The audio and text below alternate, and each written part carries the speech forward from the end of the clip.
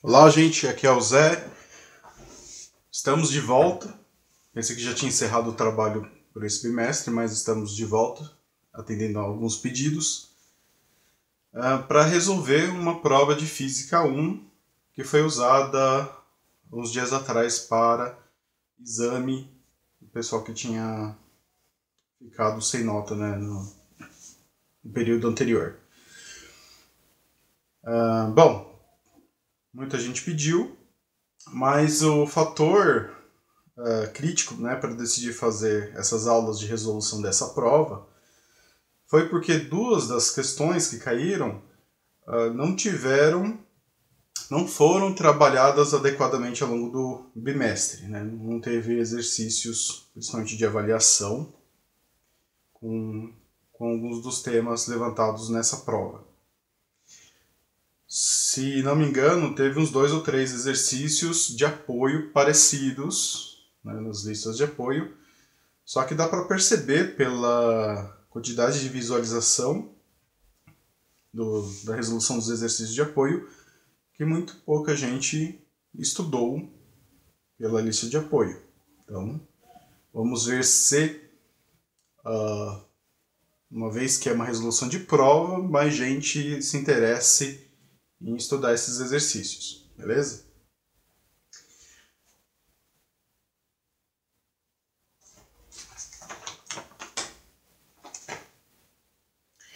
Então, vamos começar. Bom, o enunciado da primeira questão.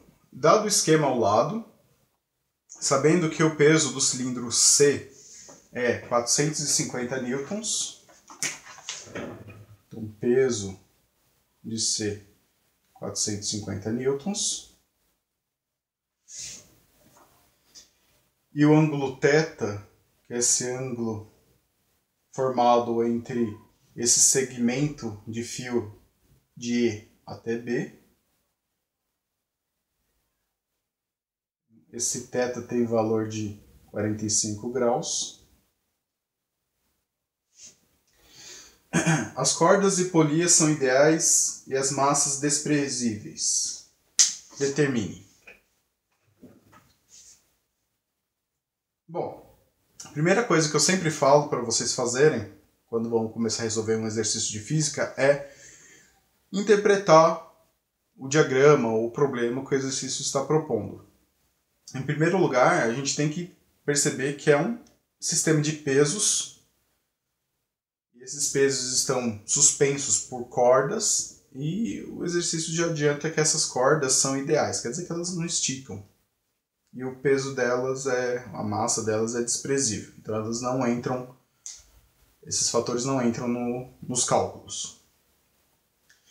Então temos primeiramente um fio que sai da parede, ele chega numa argola, dessa argola tem um fio que suspende o objeto A, dessa argola também sai um fio que passa por uma polia e liga ao objeto C. O exercício ele não dá essa informação logo de cara, né? Mas a gente já considera, para efeitos de simplificação, que o exercício, né, que o sistema está em equilíbrio. Isso facilita muito os cálculos. A primeira coisa que ele pede é para demonstrar o diagrama de corpo livre dos objetos A e C e da argola E.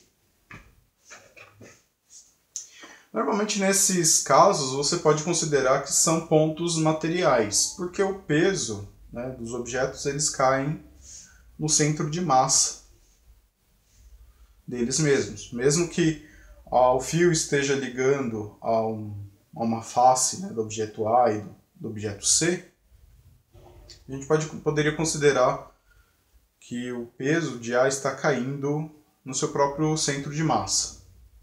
E a mesma coisa vale para C. Mas normalmente na resolução dos exercícios, né, no gabarito, eles colocam o objeto em si. Então vamos representar o objeto, ao invés de usar um ponto como normalmente eu faço. Aqui tem o objeto A.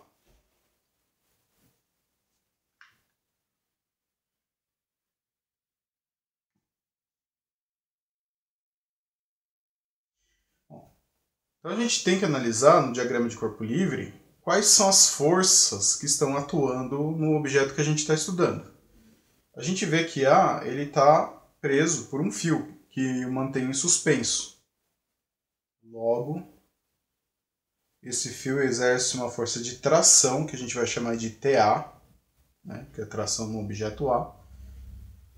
E essa tração está caindo no centro de massa. Bom, obviamente essa tração ela tem uma razão de estar lá, porque ela está equilibrando com uma outra força, que é a própria força-peso do objeto A. Então vamos chamar de PA. Para efeitos de equilíbrio, né, para demonstrar que esse objeto não está se movendo, né, isso não entra exatamente no caso, aqui, né, nesse item, mas a gente já vai explicar isso. Que o módulo de PA é igual ao módulo de TA. Quer dizer que eles são numericamente iguais, né, só que como um está apontando para um lado e outro para o outro, obviamente os valores vão ter sinais trocados. Aí vai depender do referencial que você vai adotar para saber qual é o valor negativo e qual é o valor positivo. Normalmente o peso é o valor negativo e a tração é o positivo. Peso porque ele é negativo porque ele está apontando para baixo. Lembrando que isso a gente não pode cansar de explicar, né? A gente quase sempre adota um referencial cartesiano, x e y. X ele é positivo nessa direção e y é positivo nessa direção. O que significa que y para baixo é negativo e x para a esquerda é negativo.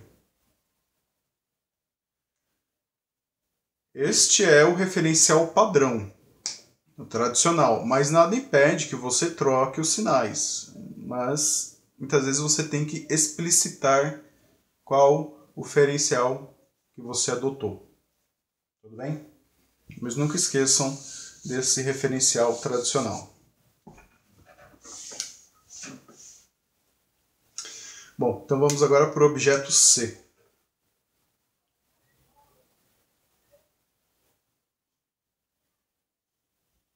No objeto C, a gente vai ter a mesma situação, porque ele está numa situação bem parecida com A, embora os valores sejam diferentes. Ainda assim, ele vai ter um peso, chamado de PC. E esse peso estará equilibrado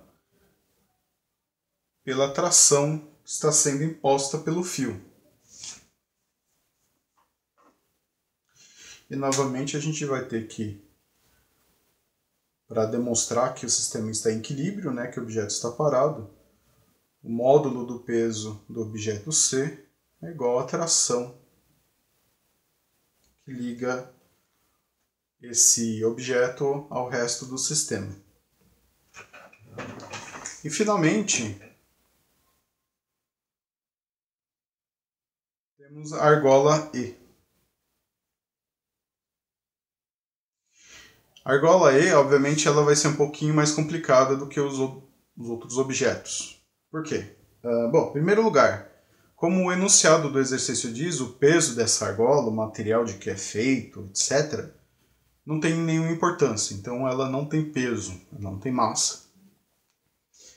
Mas como ela liga o sistema, né, os objetos A e C, à parede D, então quase todos os pesos, né, todas as forças, elas estarão caindo de alguma maneira na argola E. Bom, então vamos primeiro colocar o objeto A.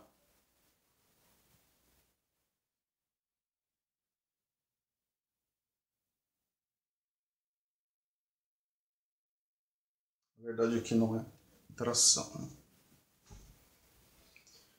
O que está caindo nessa direção, na argola E, é o próprio peso de A.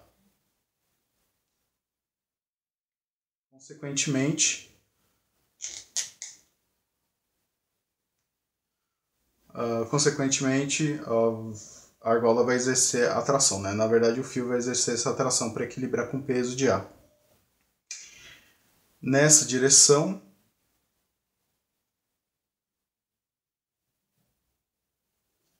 teremos a tração de D, que é simplesmente a tração imposta pelo fio à argola.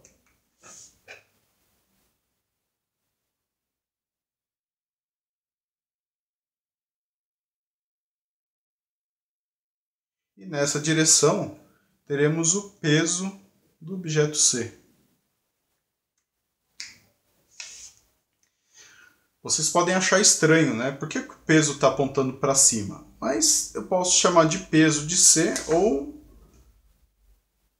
uma tração qualquer. Podemos chamar de tração B, uma vez que liga ao ponto B.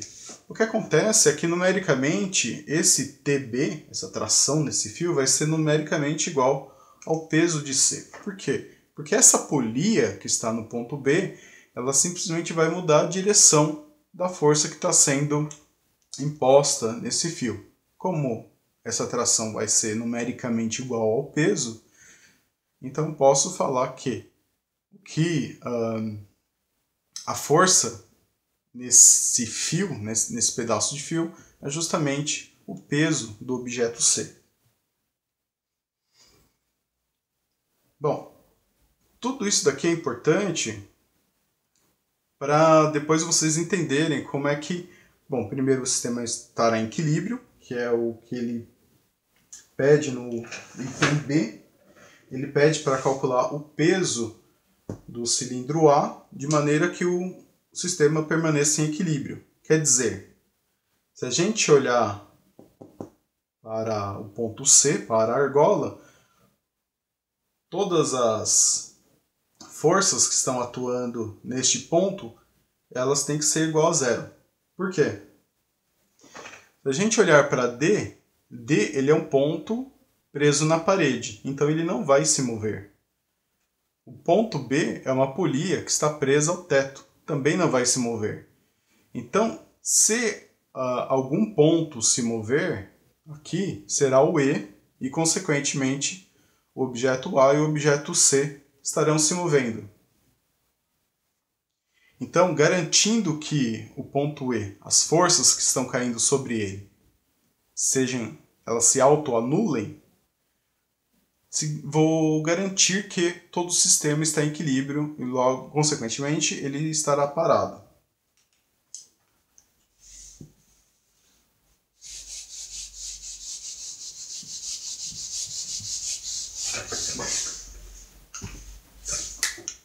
Então vou desenhar novamente do ponto E. Eu tenho aqui o peso do cilindro A. Tenho a tração do fio que liga a argola à parede. E aqui eu tenho uma outra força que eu vou chamar, eu já tinha chamado, né, de TB, que é numericamente igual ao objeto C, ao peso do objeto C.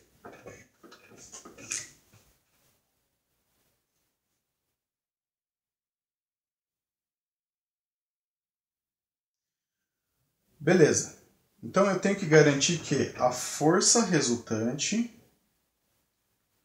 no ponto E tem que ser igual a zero.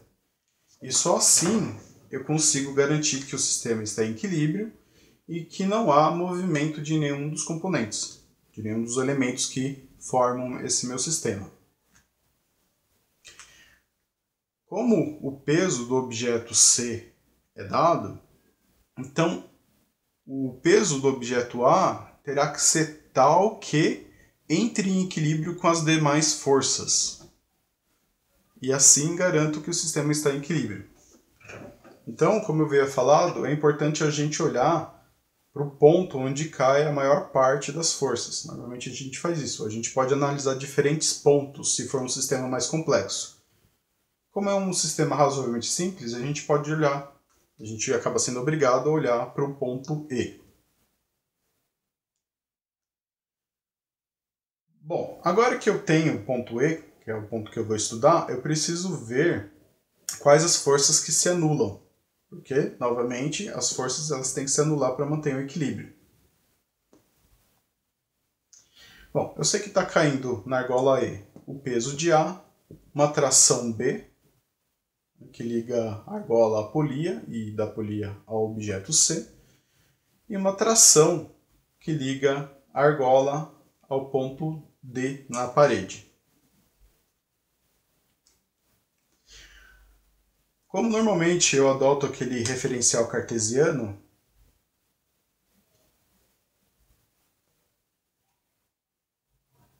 tenho x, tenho y positivo, x positivo.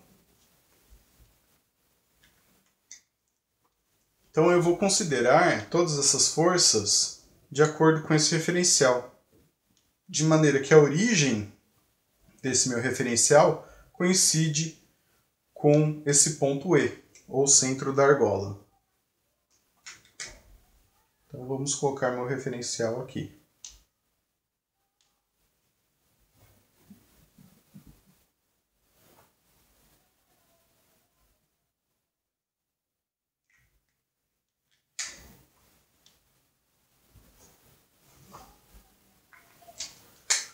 Então, justamente esse ponto no centro da argola é a origem do meu referencial cartesiano.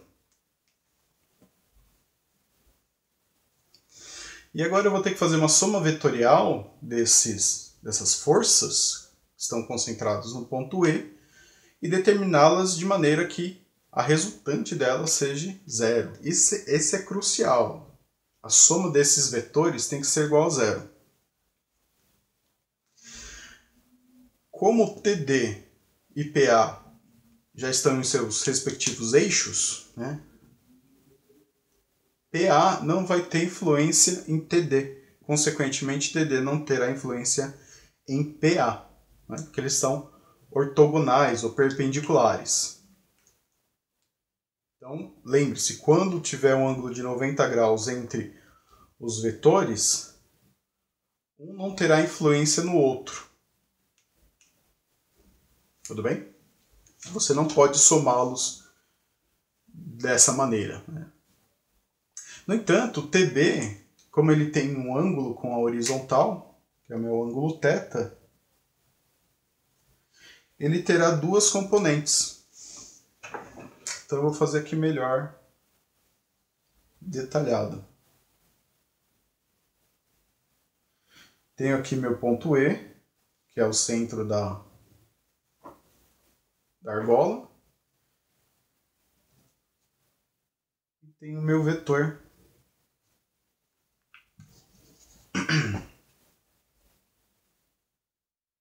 Meu vetor TB. Um ângulo conhecido de 45 graus.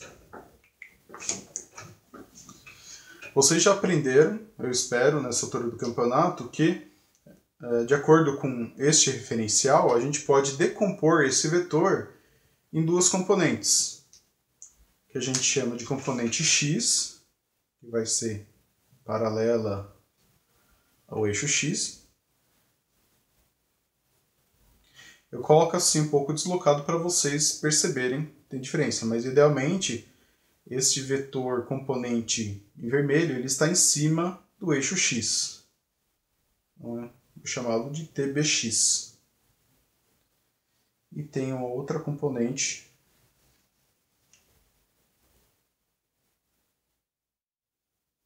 TBY.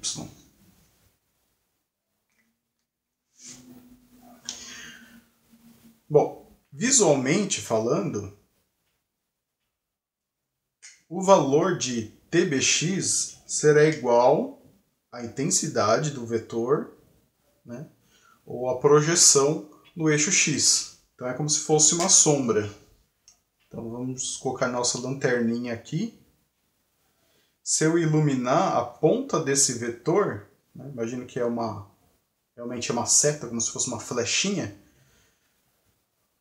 Se eu iluminar a ponta desse vetor, ela vai bater bem aqui, né, de acordo com esse desenho. Então, esse vai ser o valor da componente TBX, ou componente no eixo X desse vetor TB.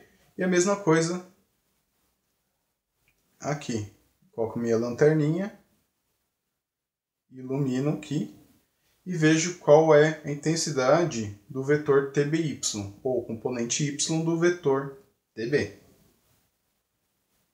Se eu colocar essa lanterninha bem paralela ao eixo X, então eu vou ver que a sombra vai bater bem aqui, que coincide com a intensidade da componente TBY. Bom, isso visualmente, isso é uma questão para deixar muitas vezes a visualização mais simples, né? Eu fiz uma aula mais detalhada sobre como determinar componentes de vetores. Então, dá uma olhada. Se vocês tiverem dúvida, vão lá nos vídeos do canal e deem uma fuçada. No entanto, eu preciso determinar isso numericamente. Como eu tenho o valor de TB, eu já havia determinado que o módulo de TB é igual ao módulo do peso do objeto C, ou seja, eles são numericamente iguais.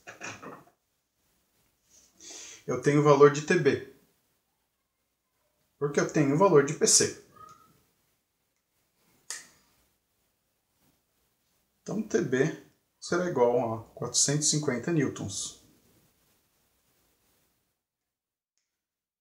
No entanto, eu não posso fazer uma soma vetorial direta deste vetor TB com os outros vetores TD e PA para calcular resultante zero na argola E. O que eu preciso fazer é que eu já comecei a fazer aqui. Determinar os vetores componentes desse vetor TB de maneira a fazer uma soma vetorial com PA e TD. Então, o primeiro passo é calcular uma dessas componentes. Vamos começar com TBX. Então, trigonometricamente falando, TBX será igual a TB vezes o cosseno do ângulo θ, o cosseno de 45. Esse ângulo ele é dado no enunciado do exercício.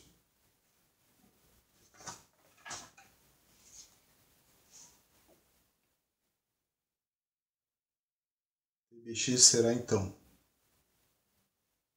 450 vezes 0,707, isso mesmo.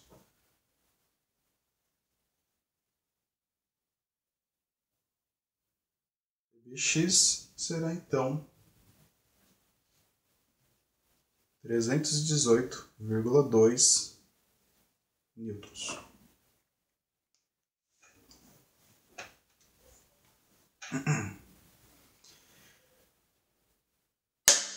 Então percebam, o exercício nesse item ele pede para a gente calcular qual é o peso do cilindro A, de modo que esse sistema fique em equilíbrio.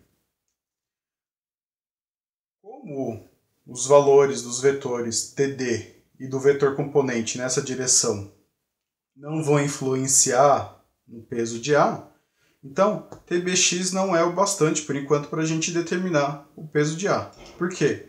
Porque o TBX ele vai se equilibrar com o TD.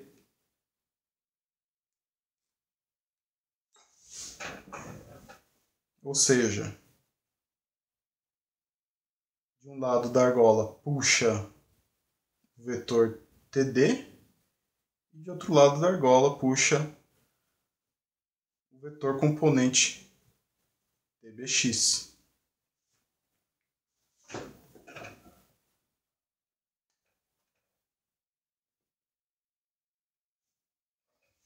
E acaba que aqui a gente já tem até a resposta do item C, que é a tração no cabo ED, que é a tração neste cabo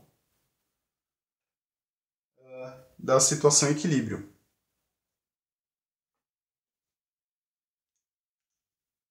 Então, repetindo, isso aqui já é a resposta do item C. Acabei calculando primeiro o X e acaba que essa resposta coincide com a resposta do item C. Só para completar,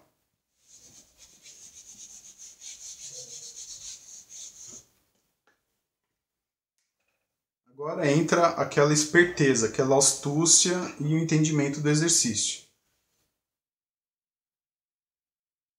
Eu sei que, como eu tenho TD puxando de um lado da argola e TBX puxando de outro,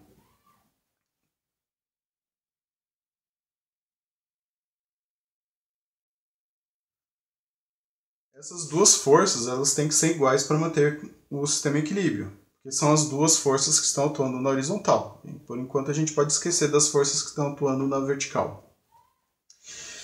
Só que a gente tem que lembrar do nosso sistema de referência. Então, usando a argola como ponto central, minha origem da referência, se TBX é positivo, então TD, que vai equilibrar com TBX, tem que ser negativo, porque ele vai estar na mesma direção, só que no sentido contrário. Por isso que TD é igual a menos TBX. Consequentemente, TD é igual a menos 318,2 newtons.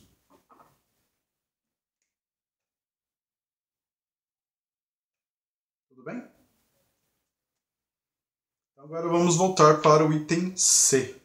Desculpem, o item B.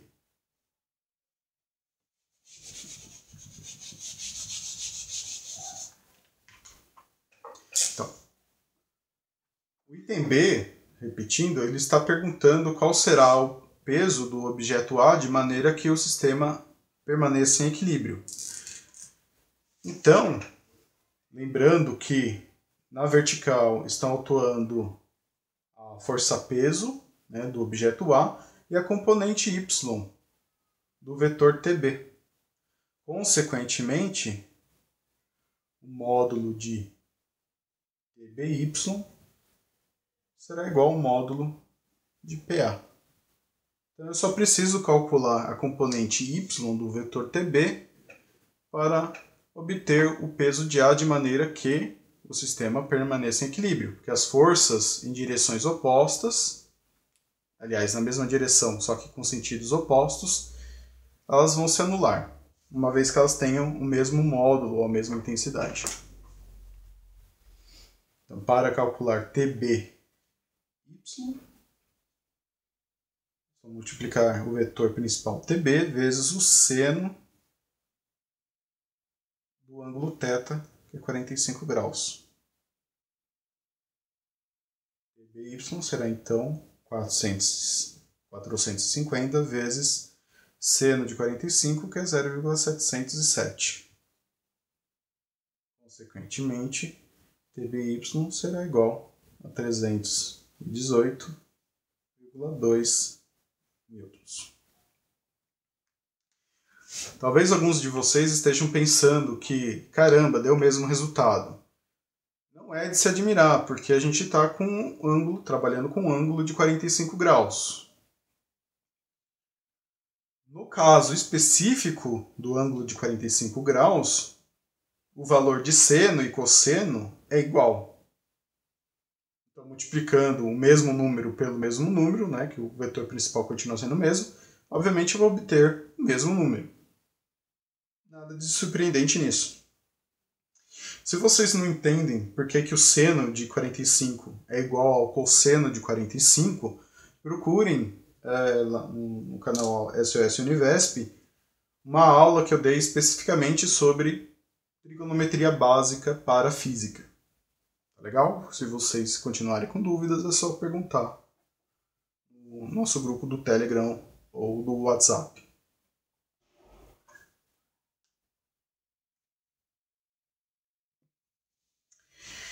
Então vamos lá. Então vou desenhar novamente aqui a minha argola. Nessa argola está caindo o peso do objeto A, a tração criada pelo fio que liga a argola à parede. E aqui eu já vou colocar as duas componentes do vetor TB. Então, a componente TBX e a componente TBY. Aqui teria, né, por conta dessas duas componentes, elas formam um vetor TB, mas eu não vou colocar só para não deixar o desenho muito poluído. Então percebam que TB vai equilibrar com PA, por isso que eles são numericamente iguais. Só que o peso, por estar apontando para baixo no meu sistema de referência, ele vai ser igual a menos TBY. Portanto, ele seria igual a menos 318,2 newtons. A tração TD, por sua vez, será menos a componente TBX. Consequentemente, será menos 318,2 newtons. Esses dois valores são iguais por conta do ângulo que o vetor TB faz com a horizontal. Garantindo que essas duas forças são iguais, tanto na horizontal quanto na vertical, a soma vetorial dará zero, então, consequentemente, o sistema estará em equilíbrio.